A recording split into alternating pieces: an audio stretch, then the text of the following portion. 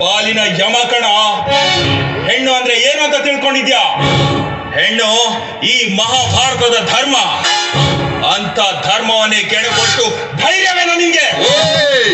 ಬರೀ ಹೆಣ್ಣಲ್ವೋ, ಈ ಸಮಾಜದ ಜನತೆಯ ಕಣ್ಣಲ್ಲಿ ಕೈ ಹಾಕಿ ಬಿಸಾಡೋ ಪರಮವೀರ ಕಣಲೆ ಪ್ರತಾಪ.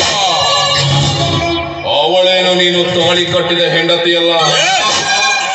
ತಾಳಿ ಕಟ್ಟಿದರೆ ಹೆಂಡತಿ ಆಗುತ್ತಾಳೆ, ಕಟ್ಟದಿದ್ದರೆ ಪ್ರೇಯಸಿ ಆಗುತ್ತಾಳೆ. ಸುಮಿತ್ರಾ ನನ್ನ ಪ್ರೇಯಸಿ ಅಂತ ಗೊತ್ತಿದ್ದು ಅವಳ ಮೇಲೆ ಕೈ ಹಾಕಿದ್ಯಾ? ಗೊತ್ತಲ್ಲ ಮಗನೇ, ತೋಳನ ಮುಂದೆ ಗುರಿಯ ಗತಿ ಏನು ಅಂತ. ಗುರಿಯಲ್ಲವೋ ಕಿರುಬ. ನಿನ್ನ ಕೂಗು ಇಲ್ಲಿ ಅರಣ್ಯದ ರೋದನವೇ ವಿನಃ ಮಾತಿಗೆ ಪ್ರತಿಕ್ರಿಯೆ ಇಲ್ಲ.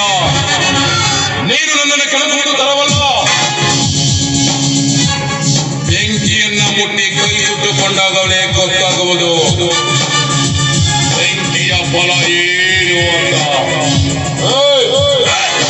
ಸುಮಿತ್ರ ಯಾವತ್ತಿದ್ರು ನನ್ನವಳು. ತಾಯಿಯ ಪಕ್ಕದಲ್ಲಿ ನಾಯಿಯಂತೆ ಮಲಗಿ ನಾಯಿಯಂತೆ ವರ್ತನೆ ಮಾಡೋ ನಿನ್ನಂತ ತಾಯಿಗಳು ನನ್ನ ಮುಂದೆ ಈಗಿನ ದರ್ಪಣ ತೋರಿಸ್ಬೇಡ. ದರ್ಪ ದಪ್ಪಳಿಗೆ ತೋರಿಸಿಲ್ಲ. ಇದು ನಮ್ಮಂತ ಶ್ರೀಮಂತರ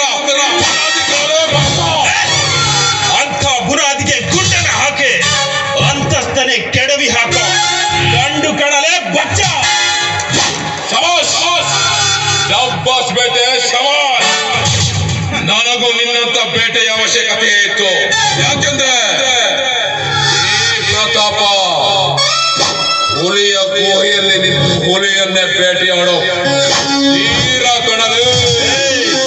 ಹುಲಿ ಅಂತ ಗೊತ್ತಿದ್ದು ಇಲಿಯಂತೆ ವರ್ತನೆ ಮಾಡೋ ನಿನ್ನ ಗಂಡದೆಗೆ ಗುಂಡು ಹಾಕೋ ಗಂಡು ಕಣ.